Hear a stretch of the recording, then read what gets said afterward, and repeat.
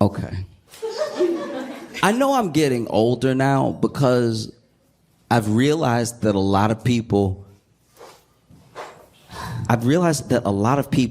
that I knew when I was young have passed away because of basic math.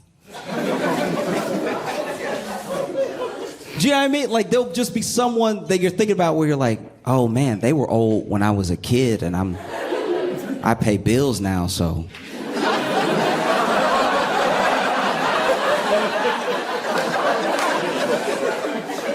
Oh yeah, oof. I went to a Catholic school in high school, and there was a priest there that I thought was hilarious. I don't even remember his name. I feel bad about it, but you know, he was dope, and he would do mass because we would have mass before classes and stuff, and he would always forget to turn his mic off. Consistently. I don't even think he knew it had an off button. He would always forget to turn his mic off, and then he would take the sacrament, right? Which is a cracker.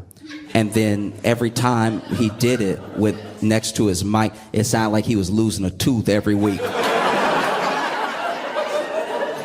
It was never not hilarious. I remember the first time it happened, I was like, did he crack his soul? Like, what? And you know, I'm not Catholic, but I would sometimes, when we would have a retreat or something, I would go to the confession just to like do it.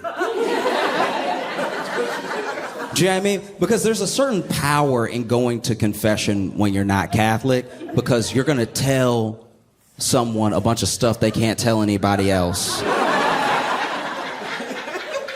And then they're gonna tell you what to do about it, and you're just gonna not. Like,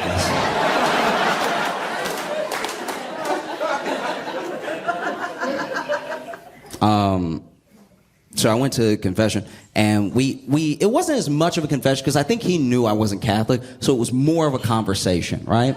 And in the conversation, he said something that stuck with me ever since, where he was like, I don't know. This is him. I don't know if there's a God. But I've read the Bible, and I feel like, God or not, that this is the best way to live my life. I feel like I'm happier, I'm kinder to people. I feel better with this thing than without it. So that's just me, right? And I never heard someone, especially someone like in a church, like of the church, speak so candidly about their beliefs, right? I'd ask people my entire life straight up, hard questions. And sometimes they'd be like, well, you know, God has a plan. But when somebody hits you with, I don't know either, it really stops both of you.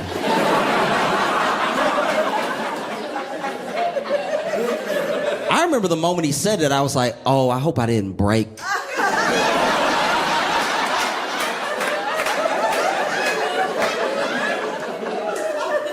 I hope I didn't break a priest. You gotta go to hell if you break a priest. But he was like, no, I don't know. But I think that even if nothing happens when you die, even if there's no God, by the time I'm gone, I'll be pretty happy about the way that I lived my life. And I thought about that the other day. And I was like, ooh, I was 14. And he was like 84, so...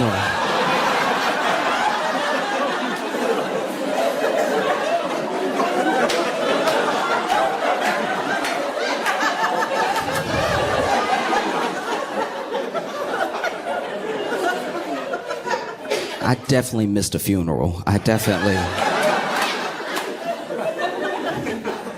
Okay. I don't drive because I'm a terrible driver. Like, I failed my driving test, and I'm out of practice since then.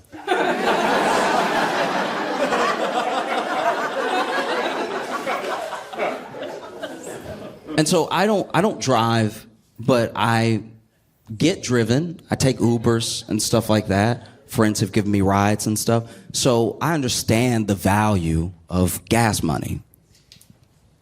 And, you know, it always felt like some classic 90s late night joke to talk about gas prices and if they were high or they're getting so high or whatever.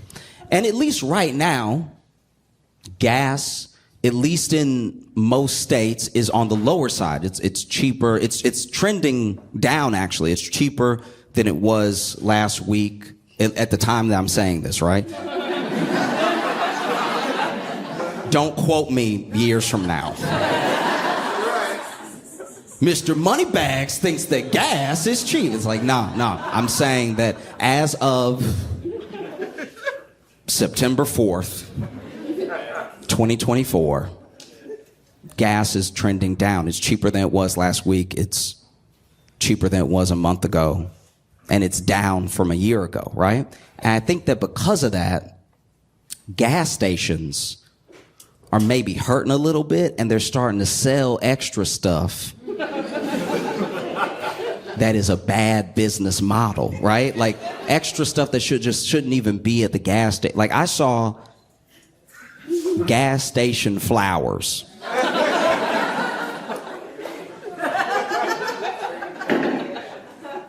Fellas, if you ever mess up and you're thinking about what you did and you're on your way home and you're feeling apologetic, but you don't want, you messed up too bad to just text.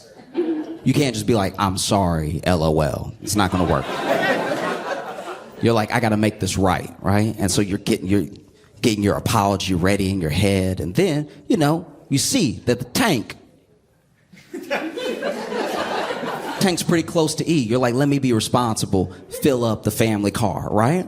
And then you get to the gas station, you fill up the car, and then you see inside that there are flowers, real flowers, at the gas station. If you walk in and you buy those flowers and you bring them home, she will leave you, all right?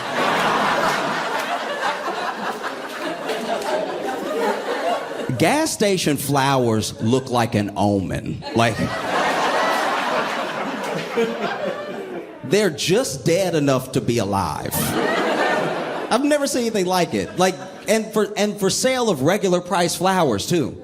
There was a bouquet that was in a bucket with a bunch of other bouquets, and I looked and the sign said $9.99 for these very dead. There's no vegetation around. These flowers were clearly shipped in like the back of a fridge or something. Flowers are big. Salads. I'm all for people eating their greens. And I think we should be healthier as a country. But if you buy a gas station salad, you have just used your credit or debit card to pay for E. coli, right? E. coli is supposed to be microscopic, but you can see it on a gas station salad. You can see it tap dancing in there. You can see it waiting to get inside you, excited. Eat me, please. I was at a gas station in Kentucky and saw, for sale apparently, a loose pickle.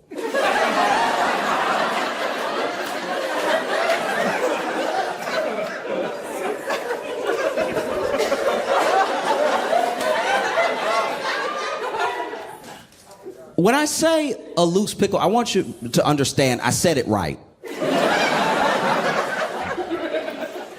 I was at the gas station. My friend was getting gas. I was going to buy a bottle of water. And as I'm walking towards the fridge with the waters in it, I pass a shelf. The shelf has pickles laid out on the shelf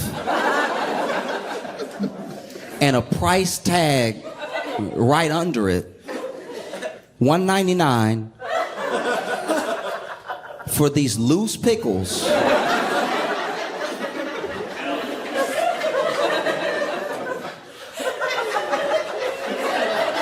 $1.99 for these loose pickles. They're just on a very dusty shelf. And they were wet. Like, they had pickle juice on them.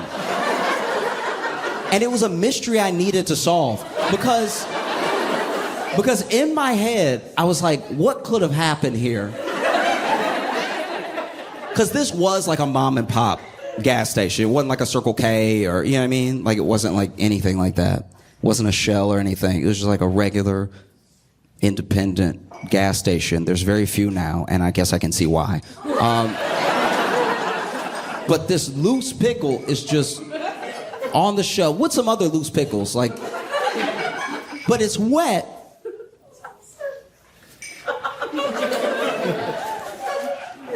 And in my head, I was like, this is like either a miracle or the worst business idea I've ever seen in my entire life.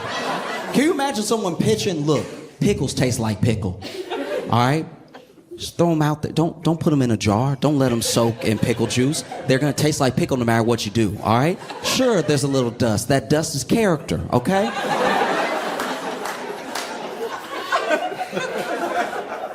But truly what I think happened, because this is like an indie, mom and pop gas station, I think somebody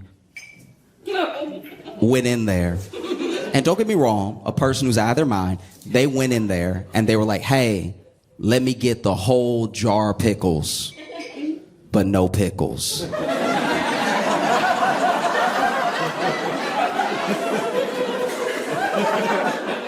I just want the juice and the jar. And then this mom and pop gas station owner said, rightfully so, excuse me?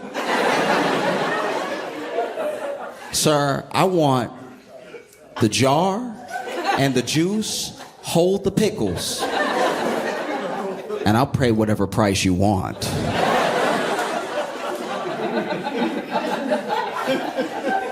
And so then this very old man was like, okay.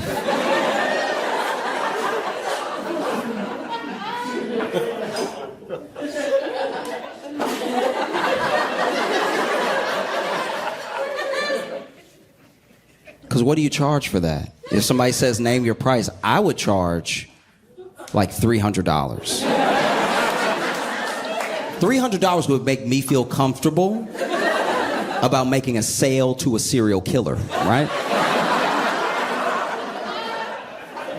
I wouldn't even say $300, maybe $500. I think $500 would make me more comfortable about what I had to do while somebody watched. You know what I mean?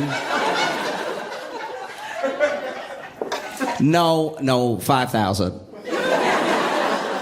$5,000 would be my price, because I would want them to have to pay so much that they couldn't get far, and when I called the police, they wouldn't be... They'd just be one tank of gas away. Loose pickles. And I asked them, I was like, so your pickles over there, what's the deal with that? Because they're just loose on the shelf. And the guy goes, what?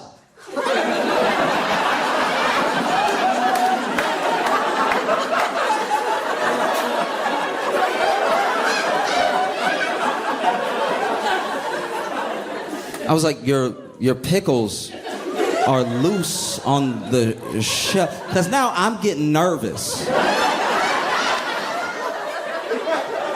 So your pickles are loose on the shelf. And he's like, what? And he's like cursing under his breath. And then he goes over there to the aisle where I pointed. And he's like, not again!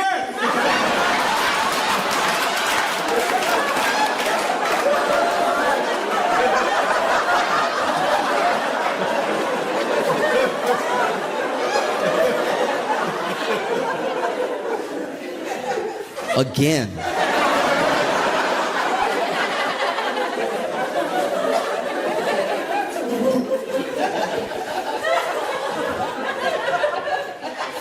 And he's like, not again.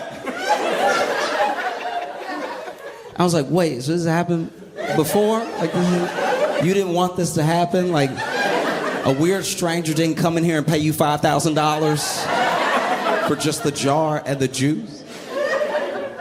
And this dude explained to me while I bought my bottle of water that a resident weirdo comes in every couple of months and slyly takes all the pickles out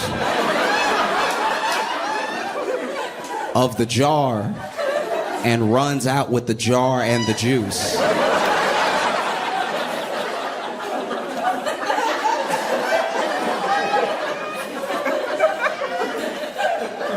And he said, this dude said, I have alerted the authorities multiple times.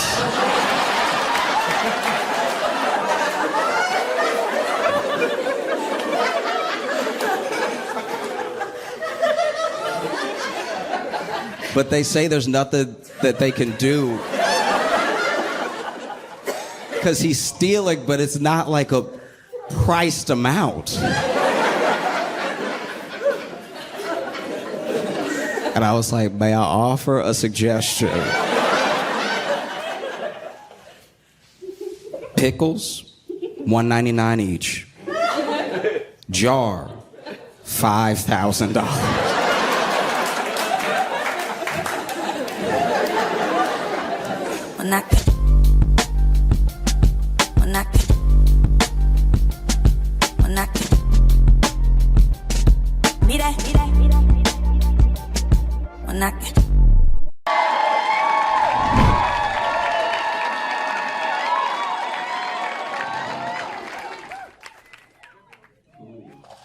I don't know if y'all saw that Harvey Weinstein's conviction in New York got overturned. Yeah, no, it's shocking. It's not just like clear that he did it more than people that do it. Do you know what I mean? That's why he's an outlier. He literally has stats. You know? And I don't know. It's like you see him, and then you see like Cosby being out and everything, like fully out. Like he's like out. Full, you know. And it does just feel like if women want accountability for men like this, you can't just depend on the justice system, you know? You're gonna have to start probably killing.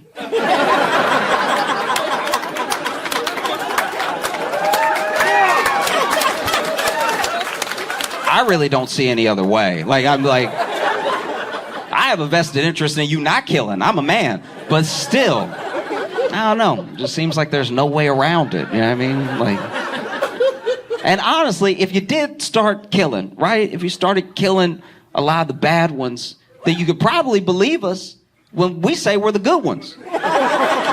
Like, I'm alive. Isn't that proof? None of the women have killed me. You might have a gash on the arm or something, but that's just, had to keep you in line. No. I think you probably gonna have to do it.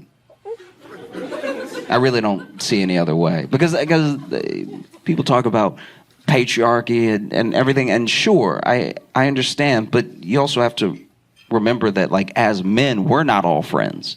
I'm also scared of dangerous men. You know what I mean? And it's because they kill.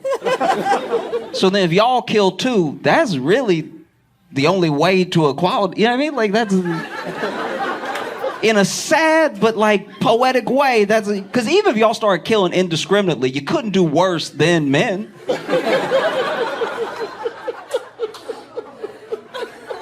So just kill a little... Like, okay.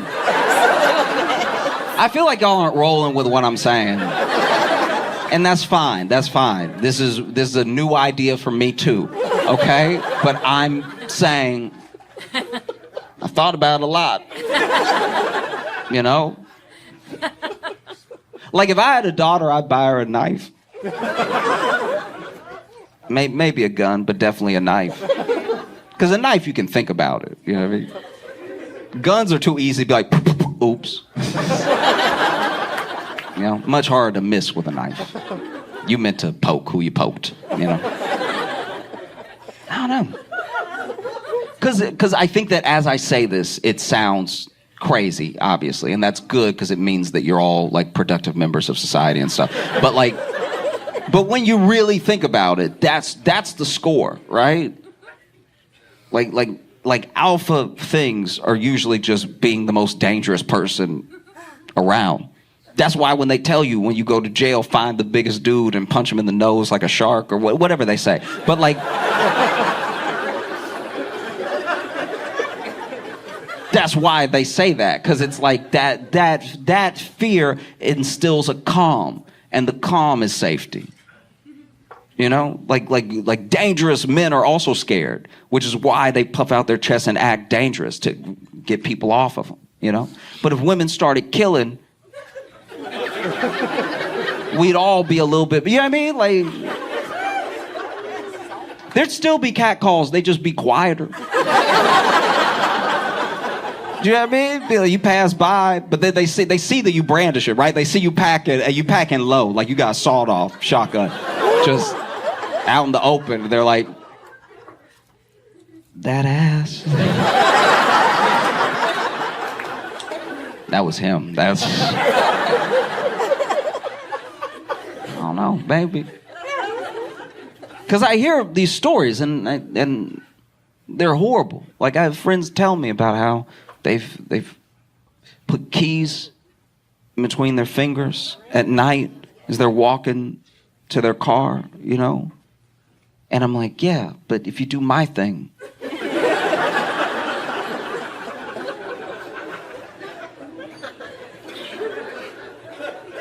Y'all are acting like I'm being unreasonable and I'm trying to help.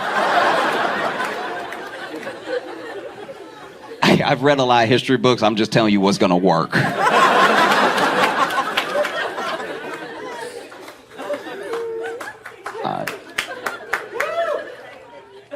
I'm just saying, you know, level the playing field of general fear, and in a weird way, it might be a better world.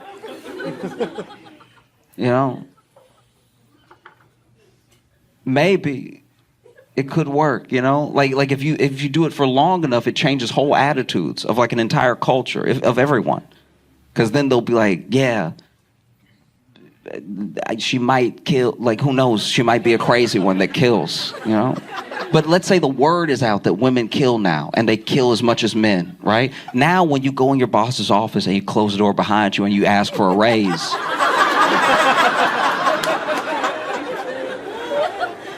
who knows? Maybe you kill.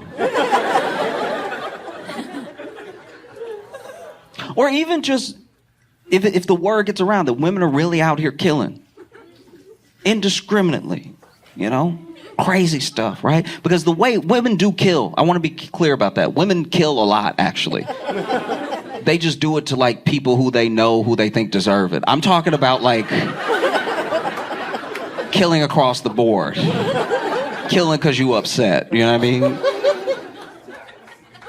If the word got out that women are just out here killing, I think you would hear like a pack of guys, right? A pack of guys is usually what women are afraid of. 4 or 5 guys drunk walking down the street together, right? I've had my friends tell me that that's terrifying to them. Just whether it's going to be catcalls, whether it's going to be like cornering them, whether it's going to be something much, much worse, right? And it's because of the way that men are. It's because men kill. There are men that do horrible things. I'm not saying that women don't, but just by the numbers, you know? So if word got out that women kill, you'd see those 4 or 5 guys drunk, walking around, singing their song, la, la, la, la, la, right? But then they would hear the click of stilettos.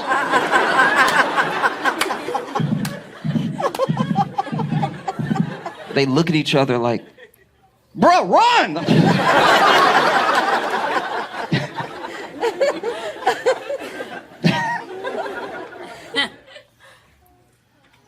It could work. I'll leave it alone, but also, I don't know, consider it.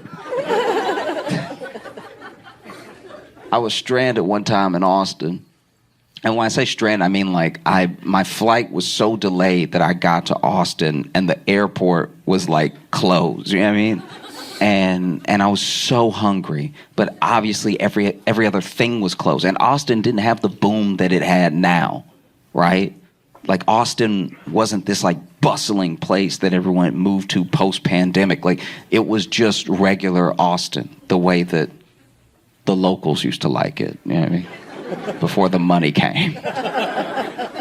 And there was no food. And so I was trying to like Uber Eats and like nothing was open. It was crazy to the point where I don't know why I did it, but I just left the hotel room and started walking. I was like, maybe I can just find something on foot, right? And I went down 6th Street and like 6th Street was closed. That's their Vegas. That strip of 6th Street is like everything's happening at some point, right? But it was so late that it was early, you know what I mean? And so I was walking, and finally I passed this taco truck and I was so excited. I was like, yes, finally, food. Because this is now an hour and a half at least after I got to the hotel, which is at least 40 minutes after I landed. So I've been hungry for a day. And I run up to the taco truck, and I see that there's bricks on either side of the taco truck, and then I realize that this taco truck is in an alley. I don't know if you've ever had alley food before, but it feels illegal when you ordering it, because you're like, why aren't you out? Do you know what I mean? Because I don't even know if I can describe this efficiently or no. The taco truck was basically just like, hey.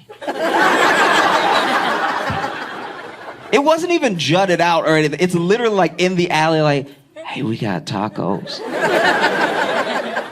If you hungry. And there's not much space in the alley either. Like I'm leaning up against brick, trying to be like, yeah, let me get a carne asada. I order these tacos. I eat them, and they taste different than I've ever. They're different in flavor than I've ever had before. These are truly alley tacos. I found out what that meant with them, and maybe I wouldn't have even noticed if the packaging had been different. Maybe if I wouldn't have even noticed if this was a parking lot. I'd be like, all right, they're a little dry, but. Whatever. The fact that it was in an alley, though, I was like, no, I'ma die.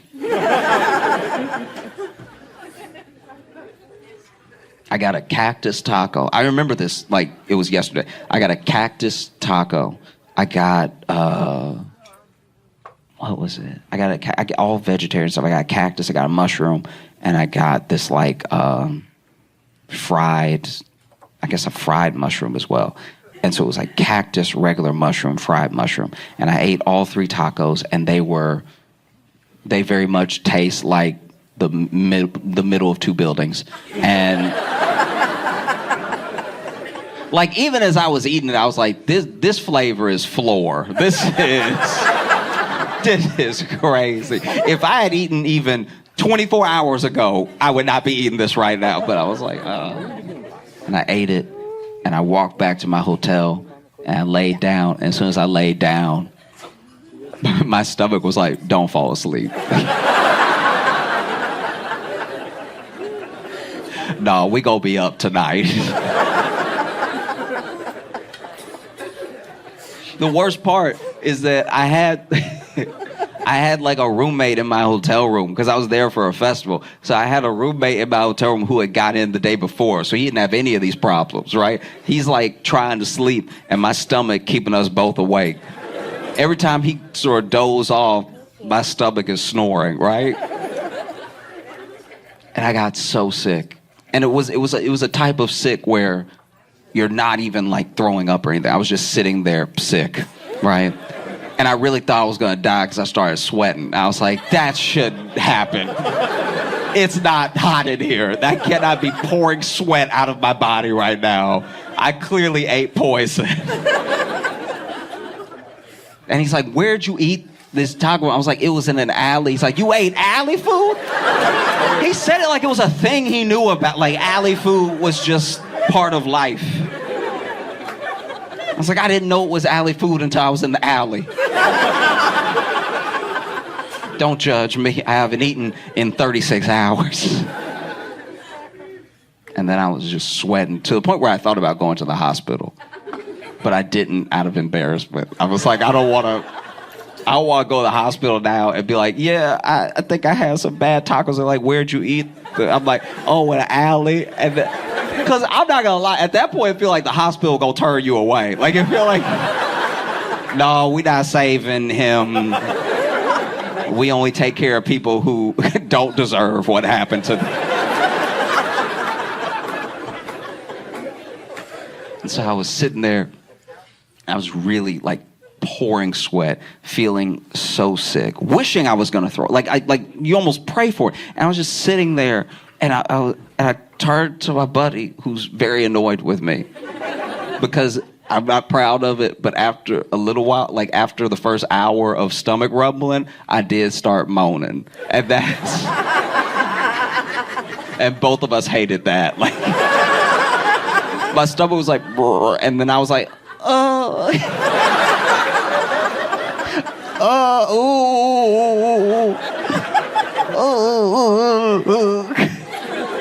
was like I was crying, but no tears were coming out. And so I turned to him, I was like, I think I'm gonna die. And under his breath, he's like, just please do it soon. Like, whatever you're gonna do. Please, just get it out of the way. And I told him, I was like, if I get sick tonight and I die, if anybody asks what happened, tell them I got shot. Like,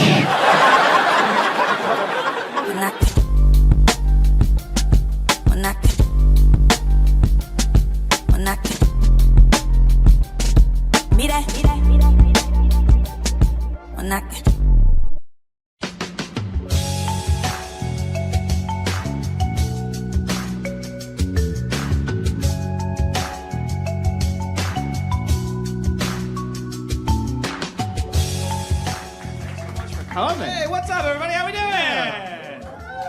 Yeah. It's late on a Wednesday and y'all don't give a fuck. Yeah. Unemployed audience. Yeah. Y'all really don't care. Like, it's like gonna be midnight by the time you get home. And Don't tell them that now. They're gonna leave. No, they won't leave. They already bought the ticket. Oh, that's fair. They're gonna sit here and enjoy the show. By real quick, like round of applause, who listens to the Josh Johnson Show, the podcast? Who?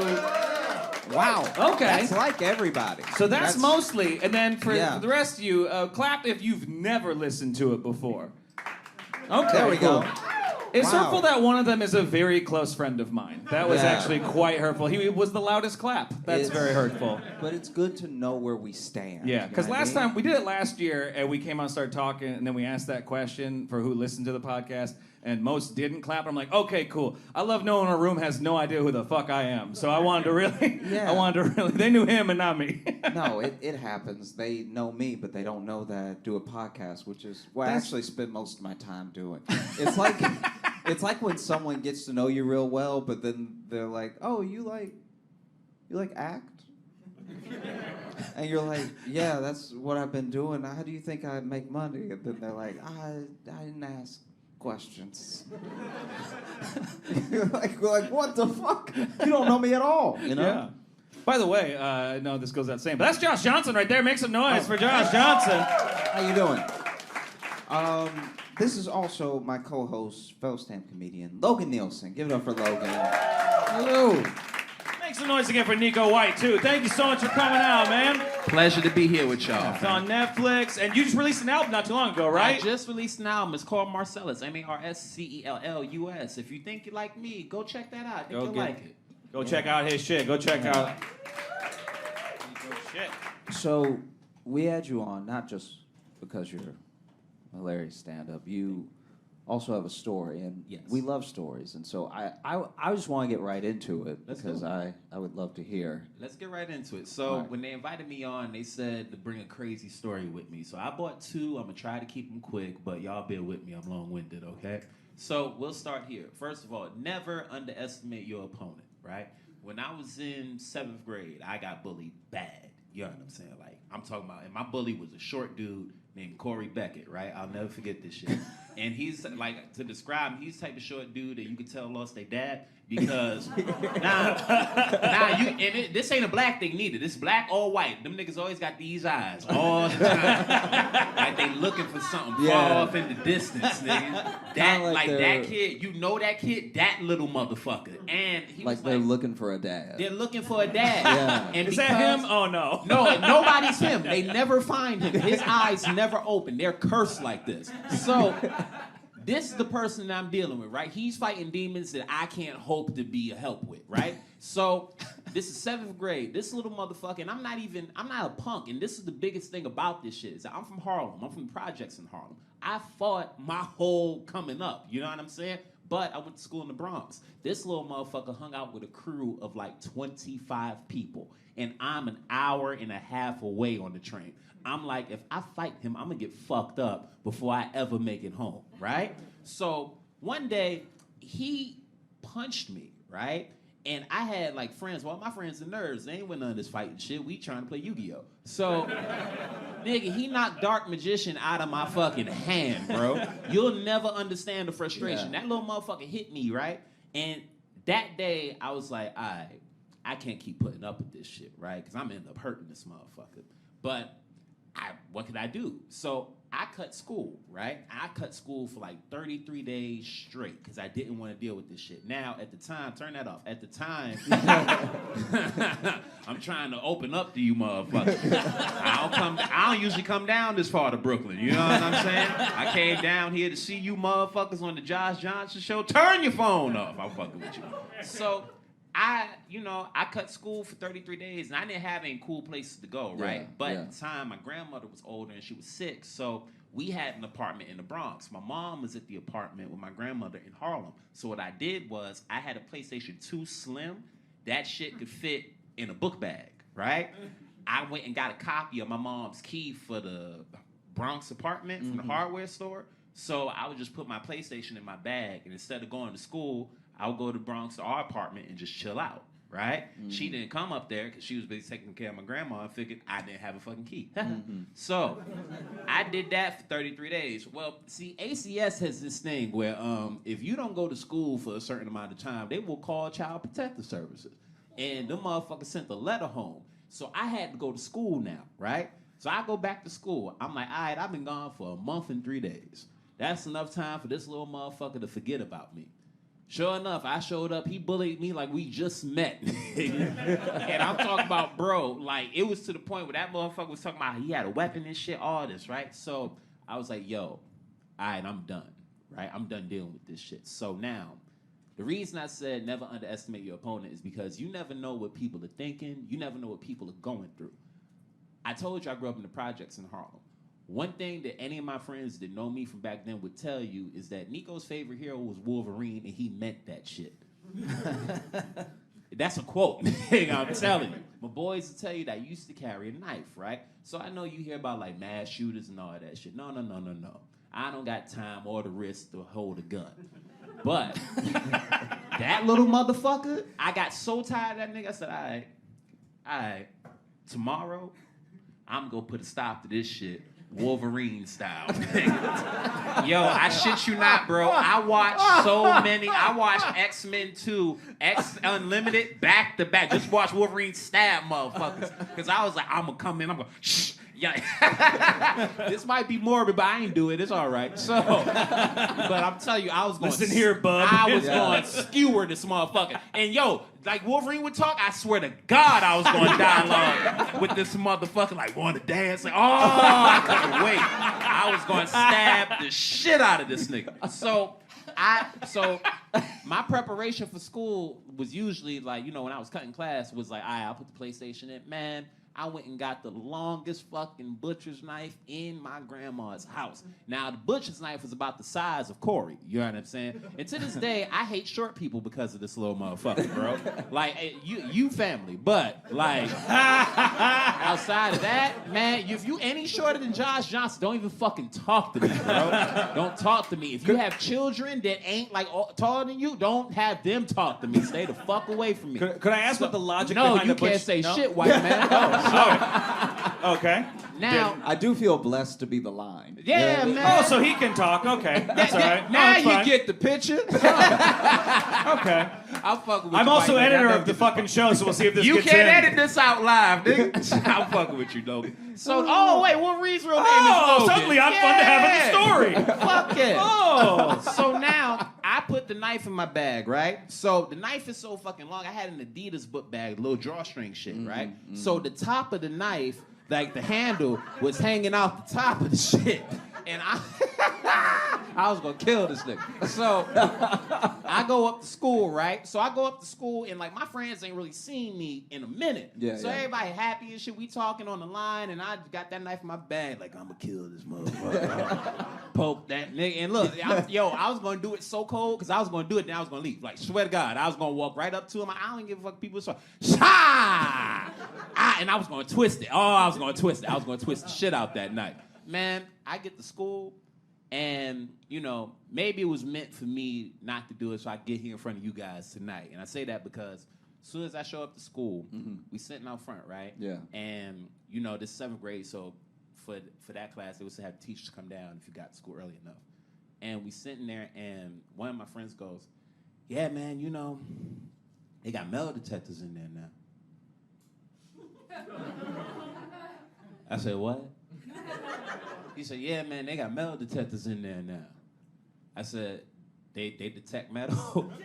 He was like, yeah. I was like, well, I'm gonna holler at y'all, man. I gotta go, right? So because I couldn't bring the knife and kill this nigga, I decided not to go that day, right? But then as I was walking away, I was like, well, shit, I already came here, so I may as well go inside. So I went, stashed the knife somewhere or whatever, and I got in school. So now I'm sitting in school, and you know how your teachers send you to get something? Mm-hmm. So I go to the principal's office to get something, and they ask me what, you know, been keeping me from school so long. I'm making up some lie. And then they say, you know, we had to have metal detectors put into the school because Mr. Bastian, I'll never forget it, motherfucker said, because there's another kid in the school named Dante that showed up with a gun to shoot the motherfucker that I was gonna stab.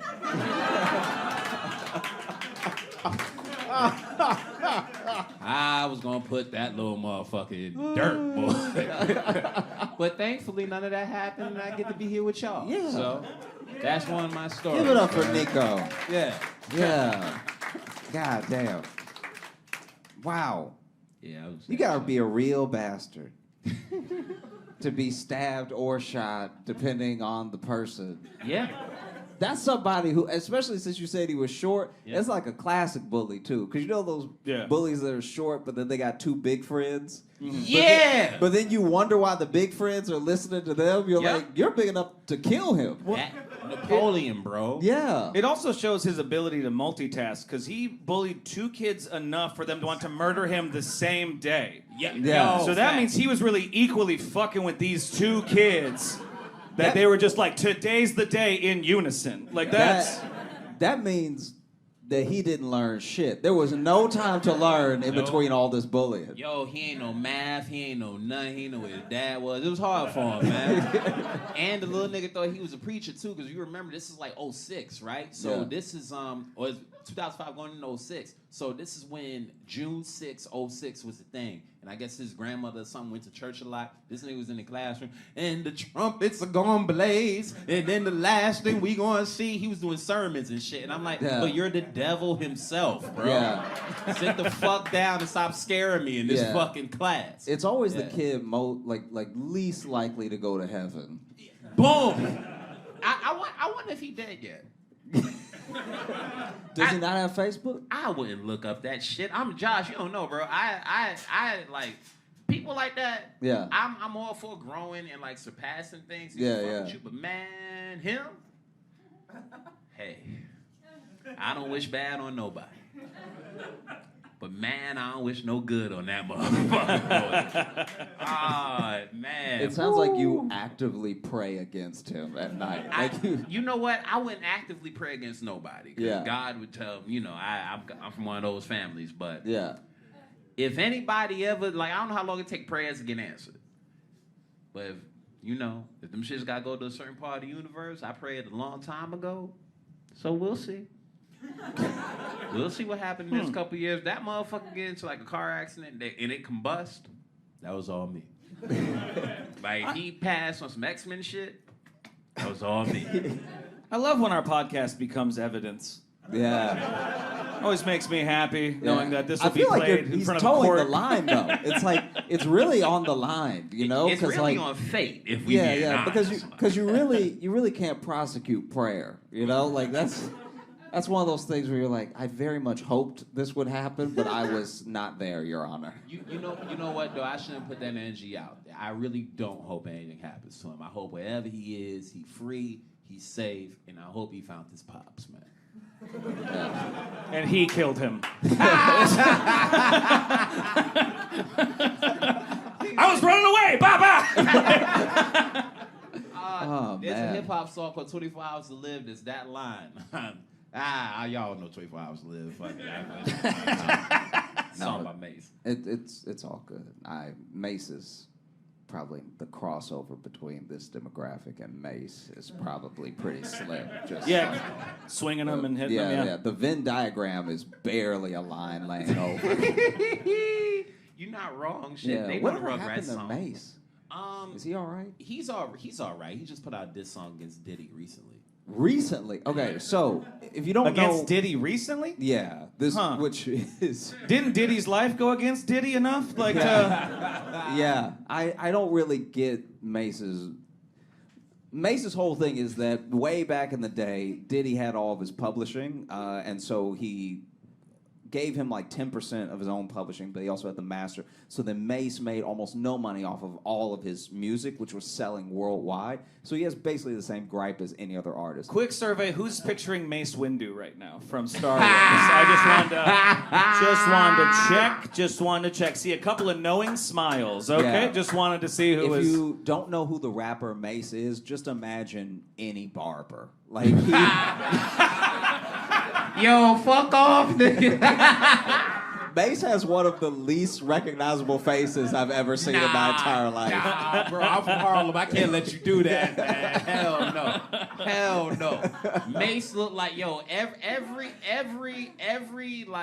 nigga that in the 90s, you could tell wasn't the fighter, but wasn't the super corny dude, looked like Mace, man. Yeah. They had something way too shiny, fucking waves in their hair. Yeah. And they'd fuck your girl on occasion. That's Mace. That grimy dude that when he gets caught, he moves away. Yeah. He left Harlem because of that shit. Yeah. Supposedly. I was 3 years old. Fuck do I know. But yeah, so he's very upset with Diddy, and then he finally made a bunch of money. I had to be doing something else, had to be doing something not rapping, and then offered Diddy to buy all of his artistic license to all of his work back, all the intellectual property, and then Diddy said no. And then and that was last year, and he did this whole tweet about it, explaining everything and how the record contract that he signed was horrible and exploitive. And then this year, in the music industry? Yeah. What? I can't think, if you need any insight on Mace's career, the lateness with which he has done this is kind of indicative of his music as well. It's he is using a time machine wrong, he's I gotta go into the future to warn them. It's oh no, that's not how it works. You're supposed to go back and all right. Family, thank y'all so much for letting me spend some time with thank you, you, Josh. Josh. Pleasure. Yeah, thank you Thanks so much. Make much. some noise for Nico White, please. Make some noise for your host. Thank you, man. Thank you. Yeah, it's. You want to scoot over a little bit so now we're just not weirdly just you and me over here? I can scoot over a touch. There we go. This week has been a bit wild for me because Now I'm far from my drink. I Did have it to to be very yourself. careful with this table. how full is it? Oh, okay. The week has been wild because I don't know if anybody else saw this, but Uber Pool is back. It's called Uber Share now. It's under a different banner. It's called Uber Share because, like I was saying before, with the evil of a corporate mind, they have brought back Uber Pool. But back in the day, Uber Pool used to just let you have the price for the pool. And then if no one else hopped in the pool, you would just get that price because you were willing to be taken out of your way. Now, with Uber Share, it seems, I don't know if I have this right, but it seems that you're really just getting an Uber X. And the price only goes down if someone else gets picked up, which is not up to you, right? So you could pay full price and just make it home with a regular ride, or you could get 20% off because other people got picked up. What a shitty lottery. Yeah. Yeah. It's going to be I hope like, someone gets in this car. Like I really hope I get taken out of my way from home and someone coughs all over me. That would be the dream. And so for $2. For two, I hope I saved $2 to catch something. That's what for almost no difference. And so basically, I was taking an Uber Share because I was nostalgic of the time before COVID when strangers would ride in cars together and ignore each other. And so I take this Uber Share, and we're doing pretty good. It looks like I'm not going to get the discount, getting almost all the way to the bridge. I was at the stand. I'm getting back to Brooklyn, where I live, and before we get there, the driver turns around, and he's like, "Hey, are you picking up a friend or something? It just changed the thing on me. Like, is this you?" And I was like, "No, I didn't add a stop or anything. It's Uber Share." So I just started explaining Uber Share because he didn't know what it was. He was like, "What is this? Are you picking up your friend right now? Why is it changing the directions on me?" Right? And his English is good, but I'm trying to make sure I'm being his very English clear. is good, but the concept is stupid. So it's That's what I'm saying. That's kind of what I'm saying. It's like the concept is so dumb that I'm like, I need to explain this so clearly because there's no language barrier here, sir. And I'm sure he's even probably just like, I must be missing something. Yeah. Here. must be. And so there must be a term I don't know. I fully explain it of just it's back because he hasn't been driving for Uber that long, so he doesn't remember Pool. So then I had to explain Pool and then Share, and then and this is all while we're driving. He's looking at me too much because he really wants to, instead of just using the mirror to look up at me from the mirror and in front, he's fully turning around. Oh, that's good. At times where we're not at the red yet. He'll see it turn red and be like, "So what were you saying?" And so that's happening. And then we finally stop. We get to this cross section for the pickup, and this always happens. It happened with Pool. It happens with Share. It's going to continue happening. But the person opens the door on my side. And anytime that happens, it's so little. It's not worth getting upset about. But what's so annoying about people that you share an Uber with is they will just really want to get in from the side of the door that they open. And so then you have to move, but you're like, you didn't look. You also ordered this thing and didn't look to see if anybody else was already in. Well, they probably thought there was surely no one will be in this, and then okay. That's what I'm thinking. Yeah, exactly. They maybe also didn't know. So then my man opens the door, and he's standing there with a woman behind him, and he's like, for Miguel? And I was like, yeah. And he's like, oh, so you get... Your name's Miguel too? And I'm like, yeah, and then he's kind of just, he feels like he's opened the door for me, he's waiting for me to get out, but I'm just sitting there. And then he's like, for Miguel. And I was like, yeah, but it's a Uber Share. He's like, I order Uber X. And I was like, yeah, but you ordered Uber X Share. See, it's confusing because they kept the X in there. And then the driver joins in where he's like, yes, they kept the X in there. So it's actually... So now both of us are explaining this to him and his date who are standing outside of the car. And finally, he's taking it all in. And he turns to her and he's like, I thought it was an Uber X. Like, because it's so clear that they're on a date, just like their body language. And then he looks at me, he's like, would you mind sitting in the front? And I'm like, the front? And then he gives me this look that like is such a, it's so purely like a guy thing of like, help me out, bro. Like he just says it, he literally just says it with his like pupils. It's not even an eyebrow thing. It's not an intimidation. He's not being rude. He's literally just like it's like, it looks like he's looking at someone pointing a gun at him because it's like he just sucked in a little bit of air and he was like, and I was like, yeah, sure. So I get out and as I'm opening the front door, he even pats me on the back and he whispers, he's like, thank you. And so then they get in the back and I'm sitting in the front and I'm on my phone anyway, so I really don't care. I'm not like stressing it at all or anything. But as soon as they start talking, the nosy bitch in me comes out. And so I immediately hit pause on the music that I'm listening to. Because it's like, it's so clearly a first date. And I can't tell if they're still on the date. Like when they get in the car, I can't tell if they're heading somewhere, like he's picking her up. Oh, that's the start. That's a rough start. Yeah, that's I can't a rough tell. start. I couldn't tell at the time if he was picking her up or if they're leaving a restaurant because it was in Right. a part of the city where there's just lots of apartments over restaurants. Yeah. Right. Because if it's the start, she's already thinking now, like, well, I'm at least paying half. Yeah. You know. Yeah. And then it which really This is cracked me Dutch up as at well. best. It also cracked me up so much because my man it says it again at some point in the conversation. I have where money. It's like, what? No. He's literally just floundering at one point, and he's like, "I thought it was an Uber X." Like he keeps inserting. He will not let it go to everyone in the car that he thought it was the regular Uber. Like he can't handle it, and so then. And so then they start talking.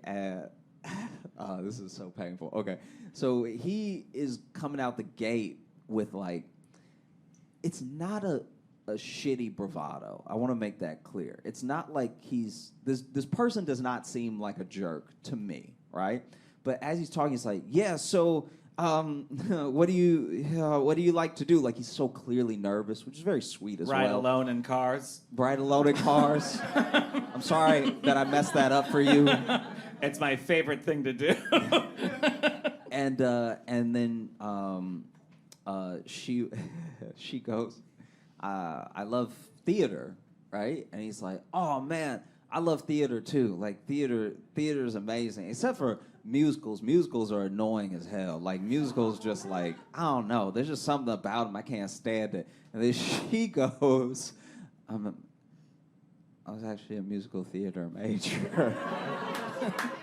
I'm in the Music Man right now. And so I'm like, I don't know what to do with my body so much, so I'm just looking out the window now. Like my head is on the glass, and I'm breathing through my mask so hard that I'm still fogging up the window a little bit. I'm just like, ooh, that's not a great start, you know? Because the car is not taking off yet. Like this is just he's. I'm sorry, what? The car is not taking off yet? No, because he's sitting down.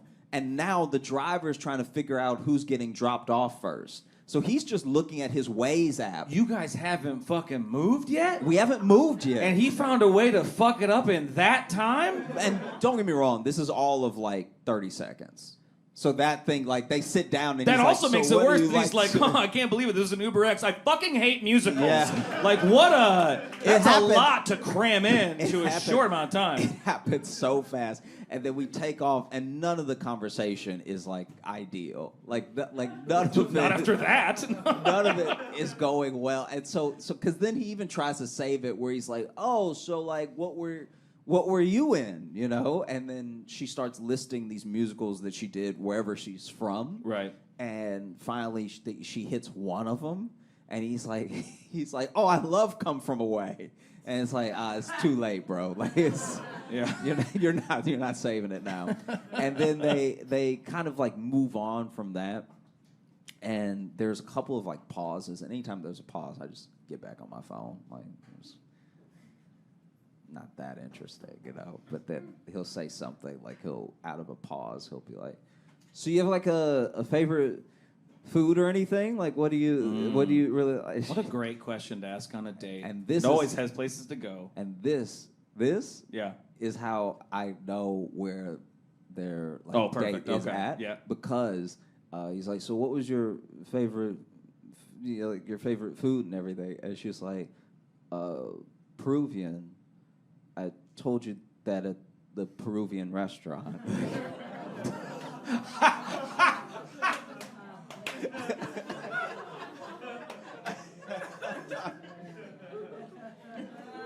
And at this point, I can't even breathe. Like I'm like so stressed out for this man and this woman in the back that I'm like genuinely in my head. I'm like, I should be back there. Like that would have broken up the tension. If I was even sitting in between them, that would be better than what's happening right now. Like he's just been left to his own devices, and it is fucking his world up. Okay.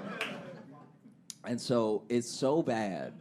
It's so bad that the driver starts turning up the music so that nobody can talk.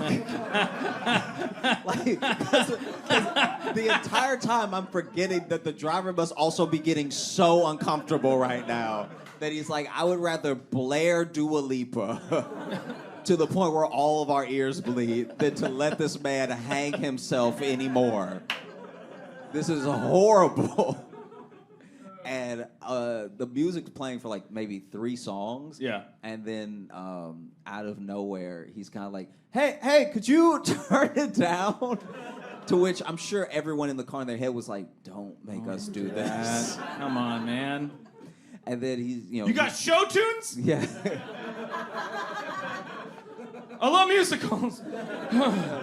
I love musicals now. I just want to save it, the date and everything. And then he... Peruvian musicals. I love them. Put it, if you have that, please. And then I thought this was an Uber X. And then he turns the music down a little bit, and the guy once again is like, yeah, I thought it was an Uber X. Like he says it. Oh, he does it again? Yeah, he says it again.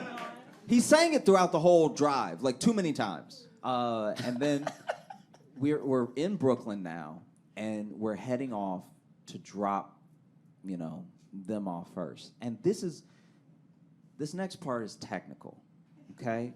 Because I can understand the dance that was happening. When you order an Uber X, you can add or change a stop, right? So I understand what he must have been thinking, right? And if I have it right in my head, what he's thinking was the perfect way to play it. But we get to the stop. It's not my stop. They're stopping at her apartment. And so car stops, and she's like, I had a great time, and she goes to open the door, and he's like, oh, I was wondering if I could...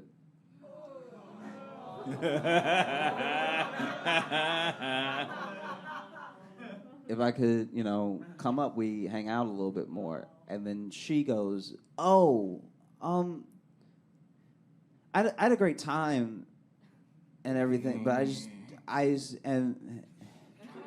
Can I be honest? You looking at me and saying this feels like you're breaking up with me. Yeah. And it's palpable enough that like this situation sucks. It's so painful, and me and the driver made eye contact.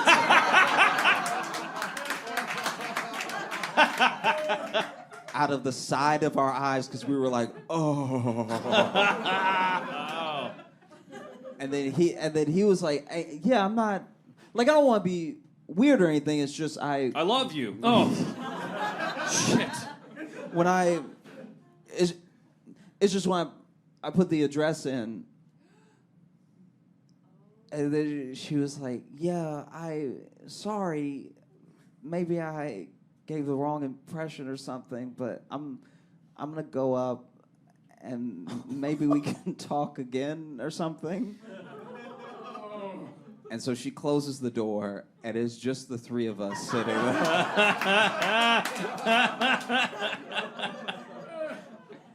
And so he's like, he looks at me. He's like, thanks for sitting up front, man. Like, and I was like, oh yeah. I mean, I really was trying to make it better. Like in the moment, I was trying to keep it light because this person is clearly devastating. That's very embarrassing because he made some missteps, but once again, he did not seem like a douchey asshole, right? And so I was like, I just as a joke, I was like, yeah, I mean, if only you could come home with me, you know what I mean? Like.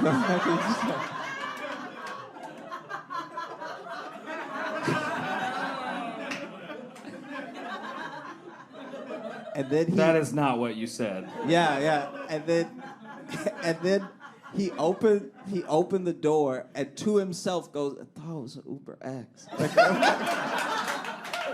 Well, that's better than can I? Yeah. But yeah, it was rough. And then I didn't know what to do, so I just stayed in the front with the driver for the rest of the time. And we were both just airing it out. Like we were both just. Oh, you guys just talk about it? Yeah, then? we talked about it. Absolutely, you How could did. we not talk about it? I know, yeah. He was like, I couldn't believe, and I was like, when he sat down. Because the reason that I bring up the dance is that he is like trying to, I guess, I'm assuming, like pay for things, show his interest and everything on the date, right? And so he's getting the Uber back to her apartment. And she also knows he's getting the Uber to her apartment. She's not like wondering where they're going. You know what I mean? Like that's a whole different problem on a date. No, but you know what I mean? Like it's like if take me to question mark. If the date is over and your date's ordering the Uber and they put your address, you know that they're getting the Uber for your place. You know what I mean? Right. When it's an Uber X, you can add a stop, which means if she didn't want him to come up, he can now just add a stop to his apartment and head home. But because it's Uber share, you can't do that. So we drove off from him just sort of standing on the sidewalk.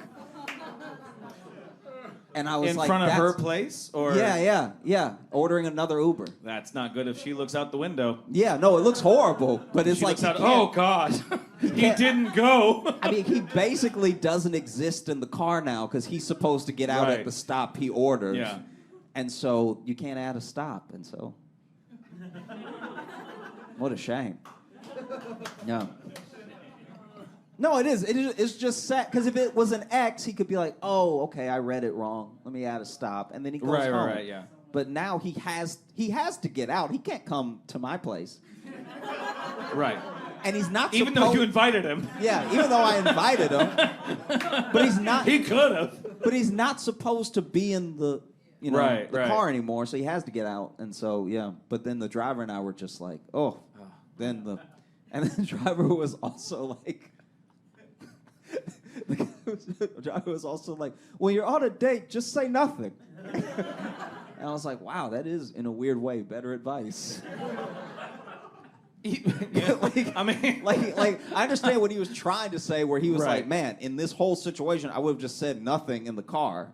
or at least not have such hard opinions. Like, that's the thing, too. Yeah. It's just like, oh, musicals. I fucking hate those. Oh, what? Like, don't come out the gate. You got to be kind of in the gray area until you know.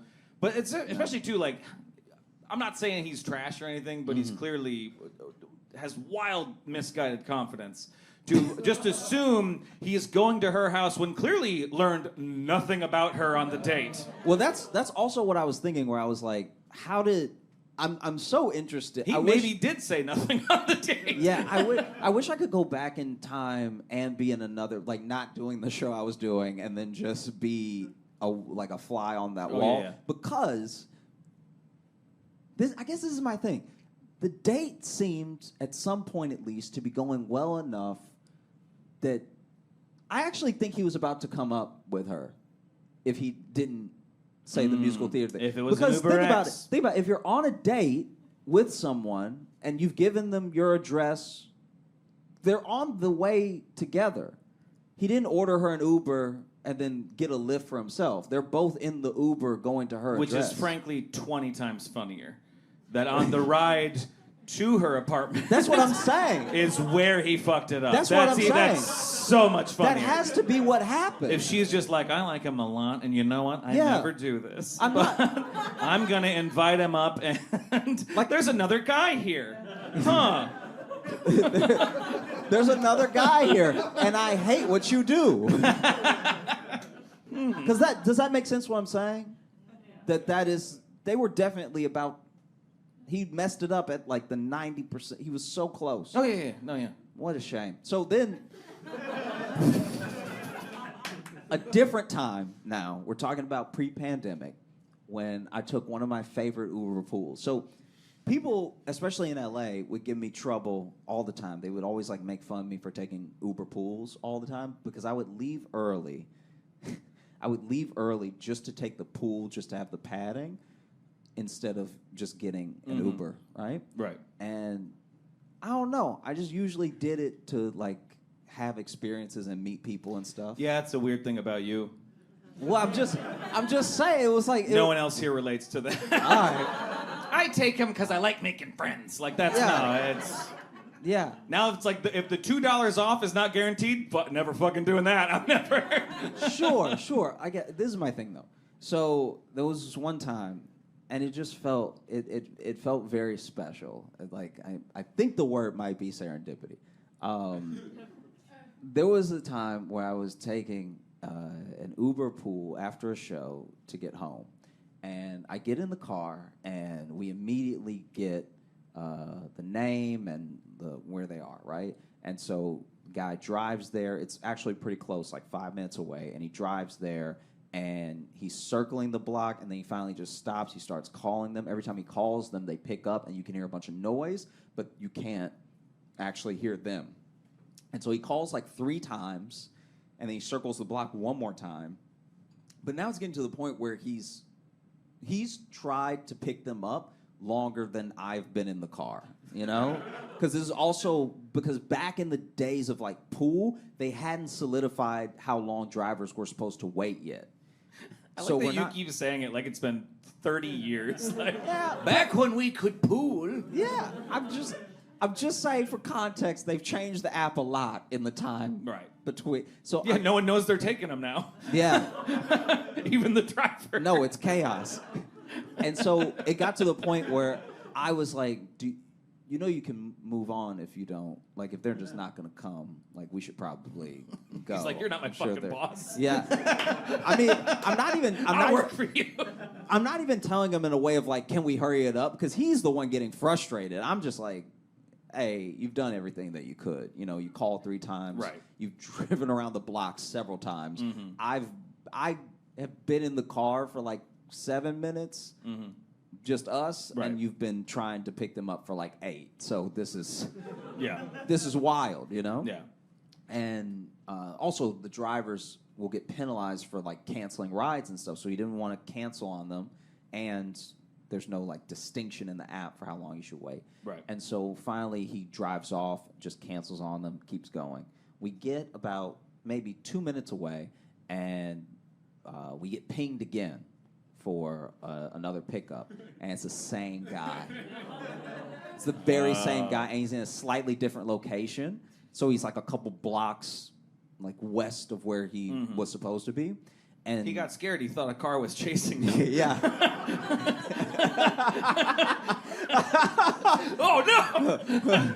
Why won't they leave me alone? And so this time we picked them up easily. They're like right on the corner, and it's a couple, this guy and this woman, and they get in the car and they're next to me, and it is amazing. They're very drunk. They're the best way to put it is that they're deeply drunk. Like I don't even know how I you fucking get it. hate musicals. Yeah. Do you like food? I like Peru. What we just had. They are so drunk, and they are going at it in a way that is so funny, where they are arguing. Okay, but it's like going at it could mean two different things. Yeah. But it's like, at first I thought they were arguing for real, and it's not. They're like playfully roasting each other. Okay. But they're very drunk, and they're taking it way too far. Like, so this dude, and I can tell from them walking to the car that this dude has a little bit of a limp, right? And she lays into it hard. Like she's drunkenly like, you should probably have like a cane or something. Jesus. It's like relentless, okay? And it's actually, a lot of it is actually pretty funny. Where she was like, if I pull on your right leg hard enough, will it be the same size as your left? Like, it was just like, it was like nonstop, right? And then it's to the point where I think he's gonna get upset, and he's not. He's just like laughing, and he's like, oh, my leg been like this from childhood. And I'm like, he's actually making it worse when he describes it, but then she doesn't really connect with it in that drunk way, so she just keeps going. So she's like, well, did you like step on your first step when you were little and then just walked away? Like, did you not, couldn't even it out? And then he finally goes, he's like, how about we leave my legs alone for a second, talk about your fucked up ass teeth. And he lays into her teeth hard. She's like, and it's funny because they're both laughing. It's like, at no point, it's so tense. Like, the driver and I are trying not to laugh because we're like, any minute now, one of them is gonna go too far, right? But then even when will they get pissed off if we laugh at it? Like, are we not a part of the joke? Yeah, like, are they talking like we're not here, or is this for us? Yeah. I can't tell. Yeah. And then she's like, oh, okay, what's wrong with my teeth? And he's like, honestly, I don't see how the fuck you chew, all right?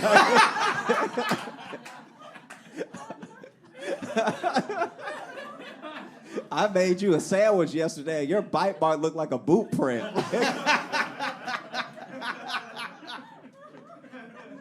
And they just kept laughing, and it was so funny. And the driver, the driver lowered his window to quietly laugh out the window as we were driving. And I was like, man, pool is the best. And then the pandemic happened.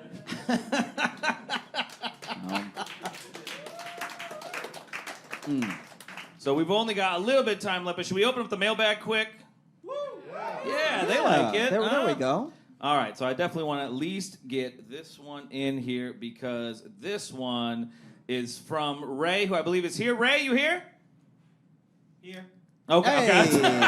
There we go. I was about to be like, well, I hope he fucking bought a ticket. I hope he's at least missing out. No. Hi, Ray. How you doing? Awesome. Well, thanks for coming. Thanks for sending an email. So I'll read out what you sent here, and then maybe we'll have some follow-up questions if we need to. Okay. So this is it says, "Cheers, J-Lo." Okay. That's us. We go by J-Lo sometimes. We don't in the world. Yeah. But we're much less famous, J-Lo. Now you said J-Lo there. I was hesitant to say J-Lo. You thought if we said it 3 times, we'd summon her? Sometimes I wonder if J-Lo listens, and so I just want her to like us, and I don't know if we.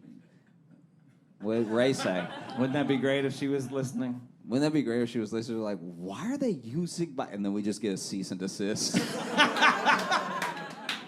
The most confusing cease and desist of Yeah. all time. Hey, will you two men stop using my name, please? Together as a unit. Cheers, J-Lo. So what is a survival tactic that metropolitan cities like Chicago and New York City taught you guys that you take with you everywhere? Now, they also have their own example here. So, mine is not responding to anyone too eager for my attention, and that is a very good one. That is a very good one. Jesus of Nazareth could be trying to sell me his mixtape, detailing how to get into heaven, and I'd probably raise the volume on my headphones before I react. I've gotten caught in too many conversation scams while living here, especially because I have an English accent, so they think I'm a tourist. And then the next part's just a compliment. You want me to read that? Just kind of for us. I guess so to get the full All right. experience. Because Raven wrote this next part. He doesn't have to be read, but I don't really care. I just wanted to show appreciation for you guys, and I'm like, well, I'm a big enough narcissist to make them listen to it. Just wanted to take a moment to say I genuinely appreciate the work you guys do. I subscribe to the Patreon and listen weekly because of the genuine authenticity you guys have just talking about life and Josh's addiction to living a cartoon lifestyle. I like the concept that you're addicted to it. Yeah. Like you can't get enough of it. Like if I was just I'm trying to just stay inside. if I was at home reading a book and then I know where I'm like, nah, I need a fix. I'm gonna go slip on some shit. Your shows help me through bad times and make the good times even better. Just a reminder that what you do has a positive and powerful impact, and both of you are appreciated by myself and by many others. I wish you guys all the success and happiness you desire. Thank you so much, Thank Ray. you so We much, appreciate Ray. that. Thank you. Thank you. That is a great question, though. What is a survival tactic you take with you other places? As far as Ray, I can't see you. Are you black? Yes. Okay. All right. So this is for us. So I'll go. I found that in the city, when you're walking the city, this is already piggybacking off what you do, but I found that there's a different type of interaction you're about to have by how many times the person trying to get your attention calls you brother. Okay? First brother is just another black guy, right? Hey, brother, need something. What's the time? Whatever, right? Hey, brother, that is a little bit more precarious. Like that one, you might want to just turn up the volume like you do. Hey, brother, that is where you run. That is... like, hey, brother is almost always drugs. That is something to be avoided. And then the other one I think I found is that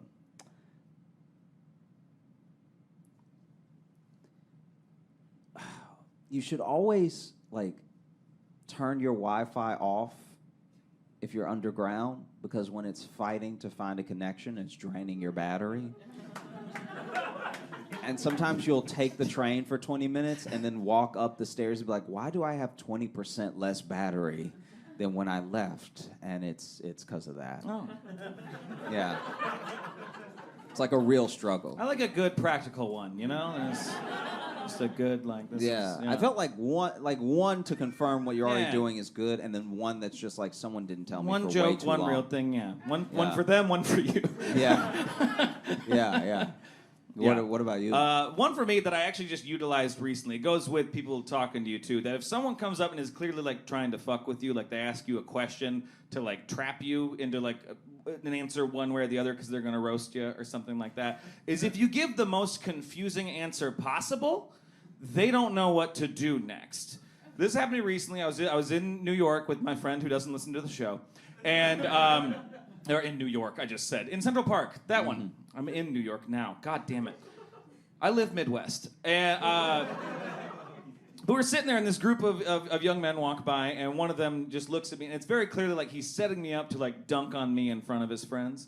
Because he just goes like, hey, you guys like pussy? And it's how he said it, and it very much had like, everyone's like, what's he gonna say? And I just said, little bit. Which was great because then he went, and then all of his friends laughed at him because I didn't take the bait.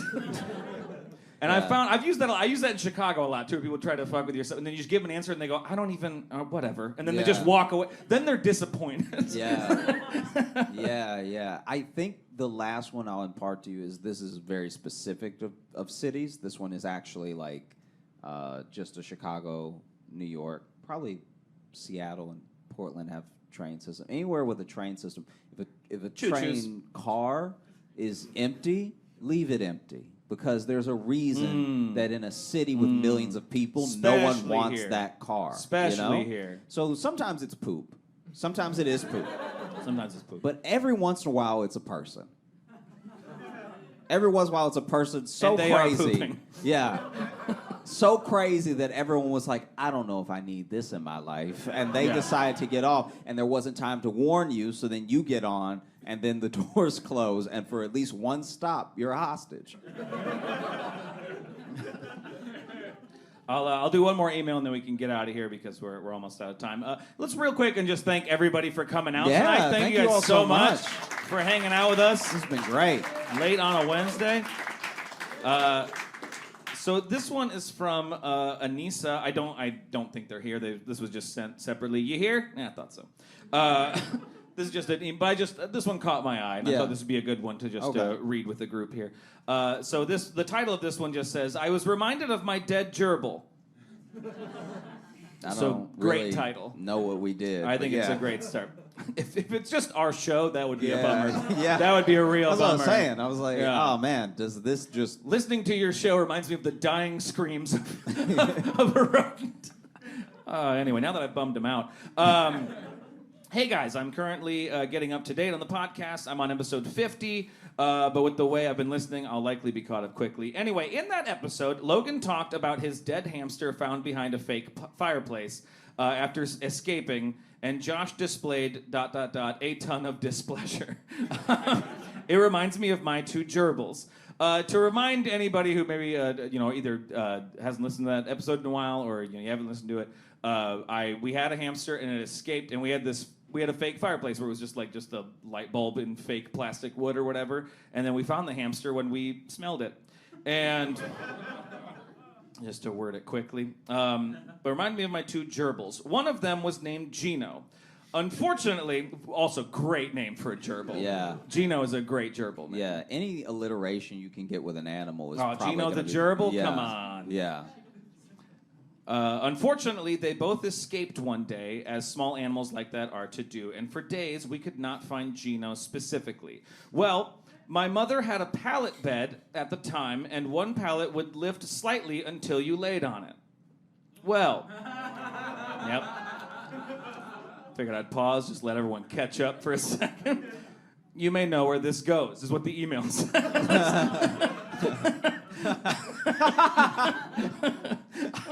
I was looking for Gino. Wait, it would be amazing if in the email is also pause for groans. I was looking for Gino still and sat on her bed. When I did, I heard squeak crunch. Pause for groans. I knew what happened immediately and didn't have the heart to check. My poor mother had to retrieve Gino's crushed little body. Now, this next part is just a quick little aside. Not as traumatizing for me as watching my guinea pig run into a table leg and die. And that's all they gave us for that one. Which is clearly a much wilder story. That this guinea pig was just like, blah, blah, blah, bam, nope. And like, that's...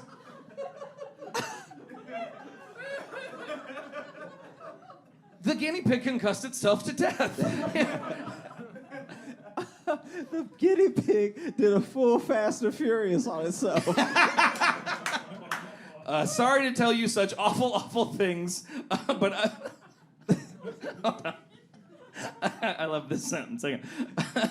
Sorry to tell you such awful, awful things, but if I have to suffer, so must everyone else. I love the show. You both are great. I love that the origin story of that villain is that their guinea pig ran into a table leg and died.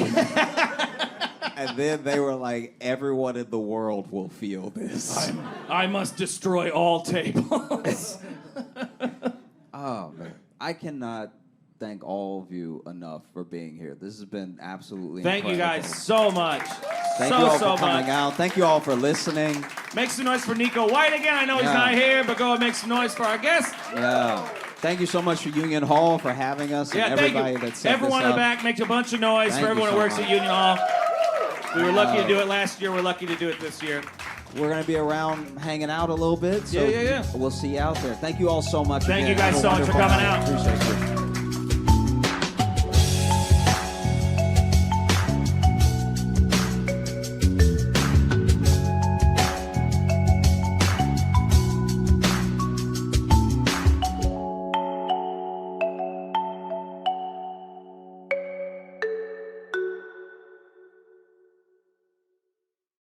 But I was running so fast and so hard that I knocked down this old man. And I mean, I cleared him, okay?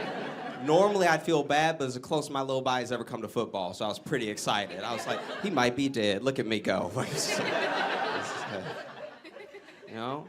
But I did feel bad, so I let the bus go. I helped him up to his feet. It was this old black man, and I even realized that he was blind, so I saw his stick. So I grabbed his stick. I put his stick back in his hand, and I was like, sir, I'm so sorry. I hope you're not injured. You know, you came out of nowhere. Please forgive me. And then this old blind black man went, get your hands off me, honky!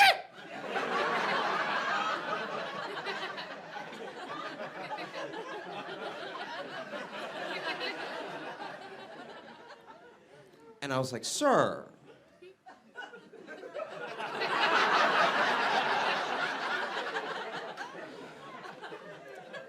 Sir, I'm black. I'm black like you.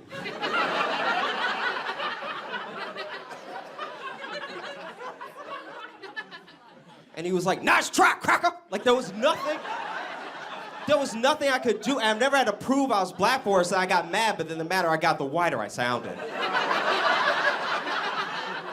Until the point where I was just standing in front of him like, by golly, I'm black, gosh darn it! There's nothing I could do. It was terrible. Hey, thanks so much for watching. Please like and subscribe, hit the notification bell, and tell a friend. That would be a huge help if you tell people about it. Sharing is great. There's like a share button, but if you tell people, they might click on it.